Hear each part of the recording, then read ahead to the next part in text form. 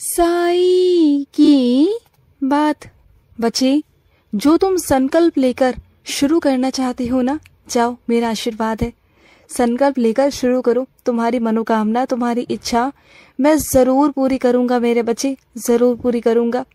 तुमने जो मन में सोच लिया है उसे पूरा तुम्हारा करने का काम है और उसका फल देने का काम मेरा है। ठीक है ना मेरे बच्चे? तुम बस करो और उसका फल मैं तुम्हें दूंगा। ठीक है ना मेरे बच्चे? और सुनो मेरे बच्चे, किसी ढोंगी के पास अंधविश्वास में जाने की कोई ज़रूरत नहीं मेरे बच्चे।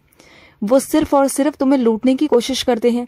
तुम्हारे पैसों को देख कर ना उनके मुंह में पानी आ जाता है मेरे बच्चे। तो ऐसे लोगों से थोड़ा बचकर रहो तो तुम्हारे लिए अच्छा होगा। मानता हूँ कि तुम परेशान हो, तो सुनो, ऐसे लोगों के पास जाने से क्या तुम्हारा जो परेशानी है वो ख़त्म हो जाएगी? ये कष्ट ख़त्म हो जाएंगे? जो चीज़ें हैं ये ख़त्म हो जाएंगी? नहीं होंगी। तुम्हें क्या लगता है मेरे बच्चे, क्या मैं यहाँ बैठा हूँ तो मैं देख नहीं रहा? क्या मैं कर नहीं रहा? क्या मुझसे भी बड़ा कोई इस दुनिया में है जो तुम्हारे लिए सब कुछ ठीक करके तुम्हारे आगे रख दे, तुम्हारे परेशानी, तुम्हारे कष्टों को काट दे? ऐसा कौन है मेरे बच्चे, बताओ? बल्कि जिसके पास तुम जा रहे हो ना, उसे भी मैंने ही बनाया है। समझ रहे हो ना तुम? तो किस अंधविश्वास में हो तुम? किस अंधविश्वास में? मानता हूँ कि परेशानी है, तो परेशानी है तो साईं सा चरित्र पकड़ो, आसरा लो साईं सा चरित्र का, और रोज एक पाठ करो, कष्ट निवारण मंत्र पढ़ो, मेरी साईं चालीसा पढ़ो। वो करो ना मेरे बच्चे। करने वाले काम तुम करते नहीं और जो नहीं करने ना वो करने की कोशिश करते हो, और वहां से भी तुम्हें कोई लाभ नहीं मिला, अभी तक नहीं मिला ना? फिर अब तो संभल जाओ। देखो, घर में लड़ाई झगड़ा करने की कोई जरूरत नहीं। जिस तरीके से तुम्हारे घर में पारंपरिक तरीके से जो पूजा होती है, जैसे रीति रिवाज है ना, वही करो। देखो, अगर तुम उनके खिलाफ जाकर भी मेरे हिसाब से करोगे ना, तो वो भी मुझे पसंद नहीं मेरे बच्चे, क्योंकि तुम उस घर में जन्मे हो, तुम्हारा उस घर से रिश्ता है मेरे बच्चे, उस घर से तुम्हारी नींव जुड़ी है। तो जैसे रीति रिवाज है उनके साथ करो, मुझे अच्छा लगेगा। और पहले उनकी पूजा करना, फिर मेरी करना, ऐसी कोई बात नहीं। मैं नाराज कभी नहीं होता। बस अपने मन में बोल देना, साईं, तुम्हारे जाप को और तुम्हारे प्रणाम को मैं स्वीकार कर लूंगा मेरे बच्चे, कर लूंगा। और सुनो, तुम्हारे घर के पास में जो छोटा सा मेरा मंदिर है ना, छोटा सा मंदिर, बस वो मंदिर दिखने में छोटा सा है मेरे बच्चे, लेकिन उस मंदिर की ताकत बहुत है। तुम्हें क्या लगता है कि सीधा शिरडी आने से ही सारी इच्छाएं पूरी होती हैं? नहीं मेरे बच्चे, बल्कि जितना मैं शिरडी में विराजित हूँ ना, उतना ही मैं पूरे विश्व में, पूरे दुनिया में जहाँ जहाँ मेरे स्वरूप है, मैं सब में विराजित हूँ मेरे बच्चे, सब में विराजित हूँ। तुम जहाँ भी, जिस मंदिर में भी चले जाओगे ना, उस मंदिर में मैं तुम्हें मिल जाऊंगा। वहीं पर बैठा हुआ मैं तुम्हें मिल जाऊंगा मेरे बच्चे, वहीं पर बैठा होऊंगा। और सुनो, तुम्हें ऐसा लगा था ना कि तुम्हें किसी ने स्पर्श किया है, तो हाँ मेरे बच्चे, वो हकीकत है, हकीकत है, वो मैं ही था। मैं तुम्हारे पास आता रहता हूँ, तुम्हारे पास, तुम्हारे इर्द गिर्द हमेशा होता रहता हूँ। बस तुम ही ना मुझे कभी समझ नहीं पाते हो। और सुनो, मेरा कोई विधि विधान नहीं, मैं बहुत साधारण हूँ मेरे बच्चे। तुम जैसे मेरी पूजा करोगे, जिस भाव से करोगे ना, बस उसे मैं स्वीकार कर लूंगा। किसी से मत पूछो, किसी से मत पूछो कि मैं क्या करूं, कैसे करूं। बस तुम्हारा मन जैसे करे ना, तुम वैसे करो। जिस समय करे उस समय करो। तुम्हारा जब मन करे तुम तब करो। तुम्हारे ऊपर कोई रोक टोक नहीं, कोई रोक टोक नहीं। तुम जैसे मेरा नाम जाप करना चाहते हो, जैसे मेरी साईं सा चरित्र पढ़ना चाहते हो, जिस वक्त भी, उस वक्त मैं स्वीकार करूंगा मेरे बच्चे, मैं स्वीकार करूंगा। और सुनो, अगर तुम्हें कभी कभी ऐसा लगता है ना कि तुम मेरे खिलाफ जा रहे हो, तो वो मेरे खिलाफ नहीं होता मेरे बच्चे। कभी कभी मैं तुम्हारे साथ ही हो जाता हूँ, क्योंकि तुम्हें ऐसा लगता है कि तुम मेरे खिलाफ हो, लेकिन सच तो ये है मेरे बच्चे, तुम अगर मेरे खिलाफ चले भी जाते हो ना कभी कभी, तो वो भी मेरी मर्जी से ही होता है।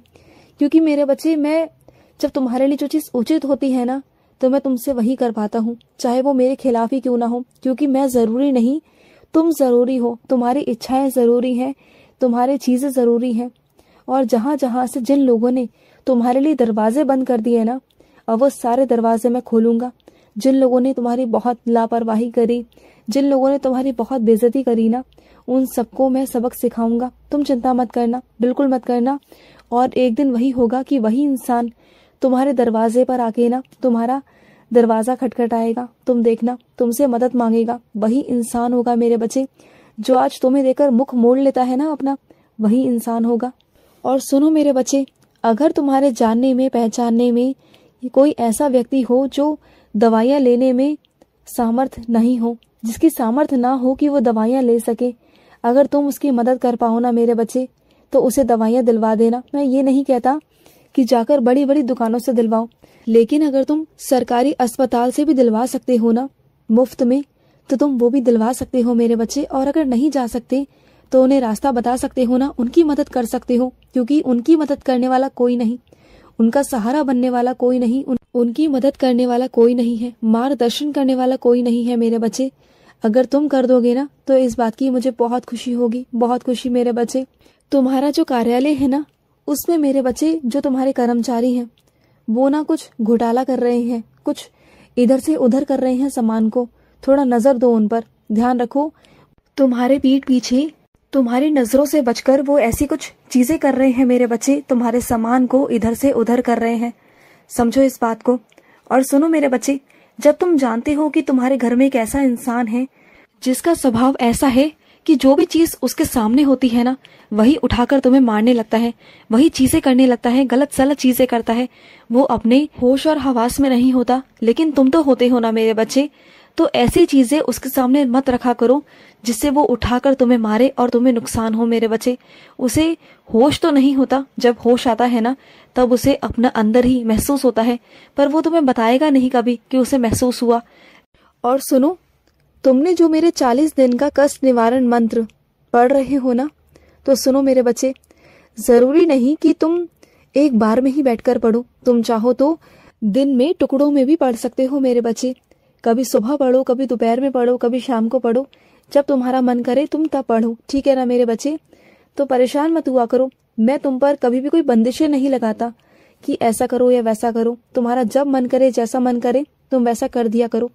ऐसा नहीं समझो कि बाबा गुस्सा हो जाएंगे या मैं नाराज हो जाऊंगा। देखो, मैंने तुम्हें जिस संसारिक जीवन में भेजा है ना, तो वो भी जो तुम कर्म करते हो ना, रोज अपने कार्यालय जाना, खाना बनाना, घर की सफाई करना, बच्चों को संभालना और बाकी चीजों को देखना, देख रेख करना, वो भी मेरी सेवा ही है।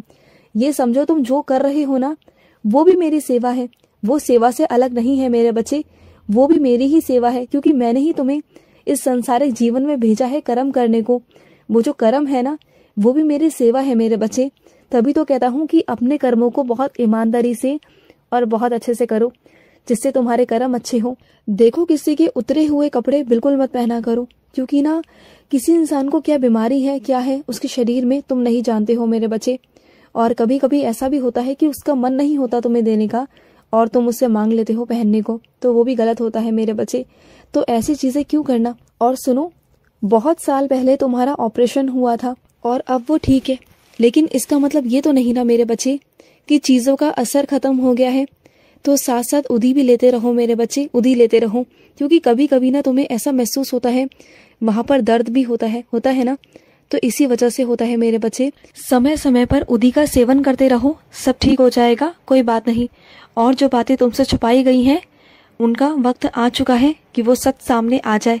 उनका सच सामने लाने वाला हूँ मेरे बच्चे, बहुत जल्द आ जाएगा सबके सामने। और आज के दिन जब घर से बाहर निकलो तो मेरी उधी का सेवन कर कर जाना, उधी का टीका लगाकर माथे से निकलना मेरे बच्चे, समझ गए ना।